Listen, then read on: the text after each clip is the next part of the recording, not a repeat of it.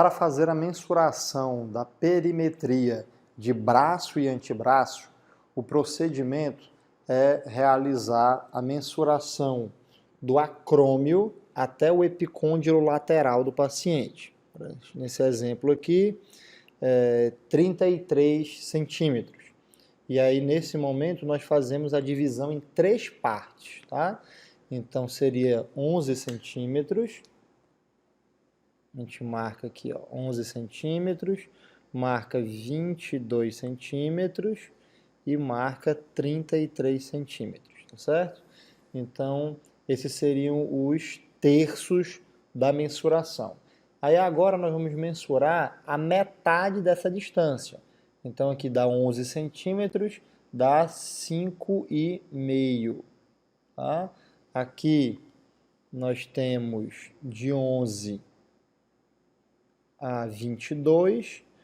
Isso aqui vai dar aproximadamente essa distância para 5,5.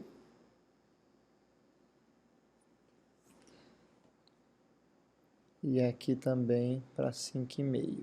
Tá? Para que é essa marcação do meio? É o ponto equidistante, tá? Então aqui, ó, nós vamos colocar o goniômetro.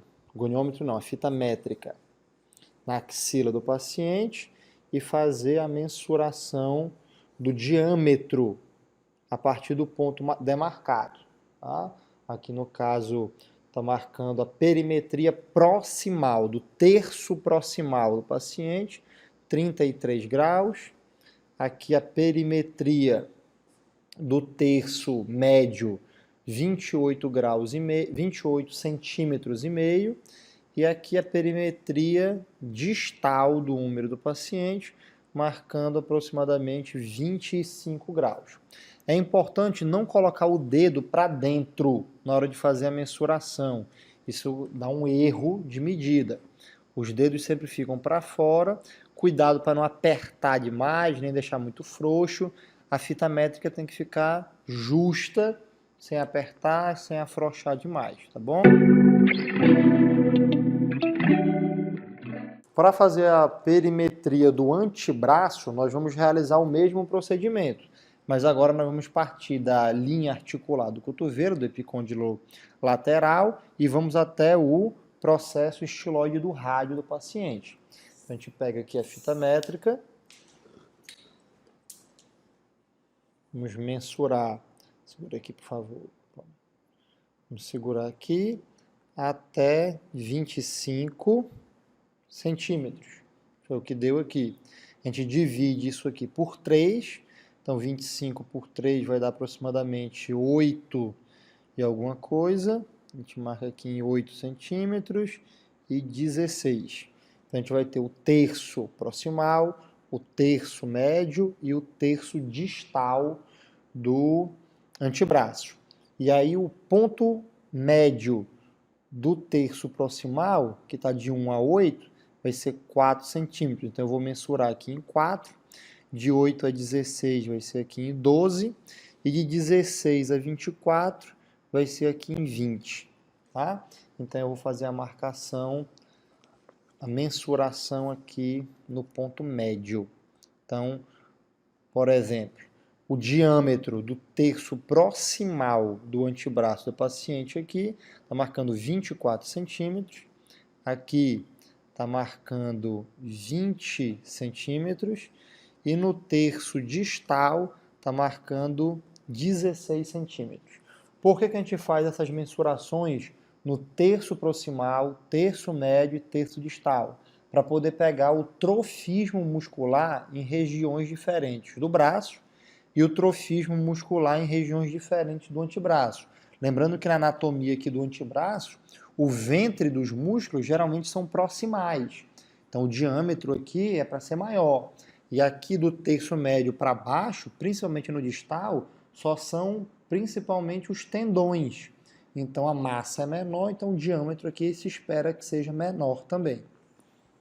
Você faz de um lado, faz do outro membro e compara quantos centímetros deu no terço proximal do húmero do braço direito e compara com o do braço esquerdo. Olá pessoal, então vamos iniciar aqui os vídeos de aulas práticas sobre o procedimento de goniometria, tá? Então esse é um instrumento, o goniômetro, tem várias marcas, vários modelos, esse é o universal, é o mais fácil de vocês encontrarem no mercado, tá? Alguns detalhes aqui. O goniômetro, ele tem esse eixo central aqui, que a gente chama de fulcro, que ele é basicamente uma pressão de ferro. Então, com o tempo, essa pressão ela vai desgastando e é possível que essa fixação se perca. Por isso que tem que ser avaliado o instrumento para saber se ele está adequado para o uso. O ideal é que ele mantenha a posição que a gente coloque ele, tá? De um lado, nós temos uma haste que tem uma seta preta. Por convenção, a haste que tem a seta preta é chamada de haste móvel. E a outra haste, que geralmente está a logomarca aqui da empresa que fabricou, a gente chama de haste fixa, tá? No lado da haste fixa tem um mini goniômetro aqui, ó, que ele mede de 0 a 10 a 20 graus, para cima e para baixo. E o goniômetro todo aberto aqui, ele funciona como uma régua de 35 centímetros. E o goniômetro aqui funciona como uma régua de 4 centímetros, tá certo? Então essas são as informações básicas para usar o instrumento. Vamos iniciar a gravação da goniometria sobre flexão e extensão de ombro, tá? Iniciando pela flexão, o paciente pode ficar sentado, em pé, deitado em decúbito dorsal. Vou fazer a filmagem sentado. Ter cuidado do paciente manter a postura ereta para não bloquear os últimos graus da flexão de ombro. O goniômetro, nós vamos posicionar o eixo dele no centro da articulação do ombro, a gente tem que palpar o acrômio, fica imediatamente abaixo do acrômio, o centro da articulação. E a posição do goniômetro pode ser totalmente fechada, pode ser totalmente aberta ou pode ser perpendicular. No roteiro está explicando aí para vocês para colocar tanto a haste fixa quanto a haste móvel, colocar elas nesta posição. Ou seja, a haste fixa vai ficar paralela ao eixo da coluna e a haste móvel vai ficar paralela à diáfise do húmero, tá certo? E aí a gente solicita que o paciente faça o movimento de flexão, a gente acompanha o movimento com essa reta do meio em direção ao epicôndilo lateral do húmero, tá? E faz a mensuração aqui neste final, observando a seta preta para onde a seta preta está apontando. Aqui nesse caso, aproximadamente 160 a 165 graus. E a extensão nós estamos considerando como a volta da flexão. Portanto, nós vamos pedir para o paciente retornar à posição original, nós vamos acompanhar este movimento até o final. Alguns cuidados que tem que ter, tá certo? Manter sempre o fulcro alinhado com o centro da articulação. Na hora que ela faz a flexão do ombro, esse centro, geometricamente, ele muda a posição. Então, a gente tem que ter o cuidado para manter esse eixo do goniômetro sempre no eixo da articulação. E caso você considere a extensão como um movimento a partir da linha média, seria a hiperextensão de ombro, a mensuração deve ser feita com os mesmos parâmetros. Mesma posição do paciente, mesma posição do fisioterapeuta, o eixo do goniômetro no centro do ombro, e agora nós vamos solicitar que o paciente faça o movimento para trás, o máximo que der. A gente acompanha o movimento, os mesmos parâmetros, com a linha reta em direção ao epicôndilo lateral e faz a mensuração e a leitura, sempre observando o que está na seta preta, para onde a seta preta vai, aproximadamente 55 graus aqui no caso deste exemplo. Nós vamos realizar a mensuração da amplitude de movimento da abdução do ombro. O paciente ele fica sentado, o fisioterapeuta pode ficar ou à frente ou atrás do paciente e o instrumento vai ser posicionado com o fulcro no eixo da articulação. Mesma coisa, você vai palpar o acrômio do paciente e vai posicionar o eixo abaixo do acrômio, certo? A haste fixa ela vai ficar paralela à coluna do paciente e a haste móvel paralela à diáfise do húmero. E você acompanha o movimento. Solicita que o paciente faça a abdução, levanta o braço, paciente, acompanha o movimento, alinhando a reta do meio do goniômetro ao epicôndilo lateral do húmero. Tá?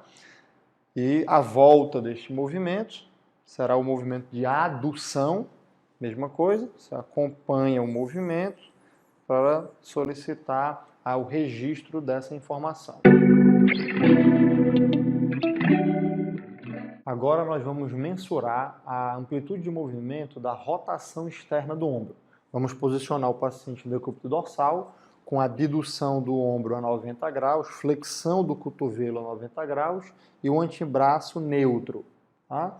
Dessa forma, o instrumento vai ser posicionado com o eixo, o fulcro do goniômetro, alinhado ao olecrano do paciente, isso vai estar alinhado ao centro do ombro, e a haste fixa paralela ao solo, enquanto que a haste móvel vai ficar paralela à diáfise do rádio e da una.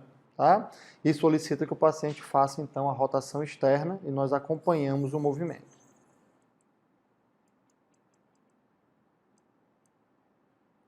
Aqui a gente faz o registro final da amplitude que o paciente conseguiu atingir. Agora nós vamos mensurar a amplitude de movimento de rotação interna do ombro. Parecida com a de rotação externa, a diferença é o posicionamento do avaliador. Eu venho para o lado de cá, próximo à cabeça do paciente, para não atrapalhar, esbarrar o movimento. Tá? O fulcro continua alinhado ao olecrano, a haste fixa paralela ao solo e a haste móvel paralela à diáfise do rádio e da una. Nós vamos solicitar aqui, então, que o paciente faça o movimento de rotação interna, a gente vai acompanhar esse movimento. E aqui no final, nós nessa primeira barreira vamos parar o movimento. Porque se o paciente continuar a partir daqui, na verdade ele vai estar fazendo uma compensação a nível de escápula, fazendo uma rotação na escápula. Então esse é o movimento diglenohumeral que permite esta amplitude para a rotação interna, tá certo? A gente faz o alinhamento da reta do meio do goniômetro e faz a leitura aqui na setinha preta. Agora nós vamos mensurar a amplitude de movimento de flexão e extensão da articulação do cotovelo. Tá? O paciente vai ficar posicionado sentado, o braço do paciente vai ficar estendido ao longo do corpo na posição anatômica. Nós vamos posicionar o goniômetro com o fulcro na interlinha articular do cotovelo, a haste fixa paralela à diáfise do húmero e a haste móvel paralela à diáfise do rádio, para poder acompanhar o movimento. Tá? E a gente solicita que o paciente, então, faça o movimento de flexão de cotovelo. A gente acompanha esse movimento aqui, alinhando a reta do meio do goniômetro projetada ao processo estiloide do rádio. E aqui, na seta preta, nós fazemos a mensuração. Tá? A volta deste movimento aqui é a extensão, a volta da flexão. A gente pede ao paciente voltar à posição original, fazendo o movimento de extensão. Algumas pessoas, principalmente mulheres ou que têm mais frouxidão ligamentar, elas conseguem negativar esse movimento, ou seja, passar da linha do zero. No caso aqui do nosso exemplo, nossa paciente aqui ela está com 10 graus negativos, ou seja, fez 10 graus de hiperextensão. Nós vamos mensurar agora a amplitude de movimento para pronação e supinação do antebraço. Antigamente nós fazíamos isso com o paciente na posição sentada, cotovelo fletido a 90 graus e o punho neutro. E a gente pedia para ele colocar o polegar em extensão e nós iríamos acompanhar esse movimento com a haste móvel alinhada ao polegar. Mas isso dá muito erro de mensuração, porque o paciente ele pode movimentar o polegar e aí você acompanha o movimento do polegar e na verdade o antebraço não está movimentando. Para evitar esse tipo de erro de mensuração, a gente pega algum objeto e coloca esse objeto para o paciente fazer uma preensão e a gente tira esse viés do movimento do polegar. Dessa forma, nós vamos então alinhar o eixo do goniômetro no terceiro metacarpo, ou seja, na articulação metacarpo-falangiana. Já que o punho está neutro, essa articulação vai ficar projetada para o centro do antebraço do paciente, tá? Então, o cuidado aqui é para o paciente não fazer movimentos de flexão e extensão do punho, deixar o punho realmente neutro. E aí, nós vamos alinhar o movimento com a haste fixa perpendicular à diáfise do rádio e da una, e nós vamos acompanhar o movimento do objeto que nós pedimos para o paciente segurar. Então, vai ficar paralelo ao objeto da apreensão manual, tá? Então, vamos iniciar pelo movimento de pronação primeiro. A gente acompanha este movimento aqui, deixa essa reta alinhada com o objeto e faz a mensuração aqui, volta para a posição neutra e agora faz a supinação. E aqui a gente faz o alinhamento também com a reta do meio do goniômetro, tá? Nós vamos mensurar agora a amplitude de movimento articular de extensão e flexão do punho. O paciente fica na posição sentada, o fisioterapeuta ao lado do membro a ser avaliado. Nós vamos posicionar o eixo do goniômetro na interlinha articular do punho. A haste fixa, nós vamos deixar ela perpendicular ao solo, mas também poderia ficar paralelo ao solo, tanto faz, tá? Eu vou colocar perpendicular, porque eu acho que fica mais fácil de eu fixar a posição do goniômetro. E a haste móvel nós vamos colocar paralela ao metacarpo do quinto dedo, ou seja, o quinto metacarpo, tá certo? Então vamos solicitar que o paciente faça a extensão do punho. Nós vamos acompanhar este movimento aqui, alinhando a reta do meio à cabeça do metacarpo e fazendo o registro da amplitude aqui, tá? Lembrando que o movimento aqui é com os dedos fletidos para poder dar o máximo de amplitude articular. E agora nós vamos mensurar a flexão do punho, pode baixar a mão, flexão do punho, tá? Sabendo que agora ela vai fazer o movimento com os dedos estendidos. Você não pode se enganar com a reta do meio no dedo. Você lembre que tem que fazer esse alinhamento só até a cabeça do metacarpo, tá certo? Porque aquele movimento lá de baixo que vocês estão visualizando dos dedos já é um movimento de flexão dos dedos. E aqui nós estamos mensurando apenas a flexão do punho. Portanto, o eixo permanece na interlinha articular do punho e a reta do meio ela tem que ser alinhada apenas à cabeça do quinto metacarpo.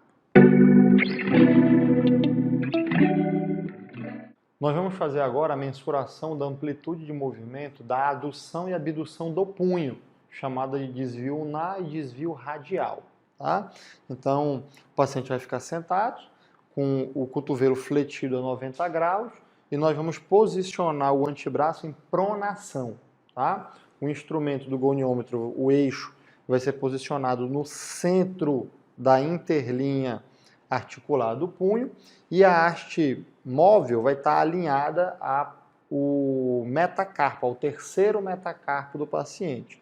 Então essa reta do meio aqui, onde tem a seta preta, ela vai ficar acompanhando o terceiro metacarpo do paciente.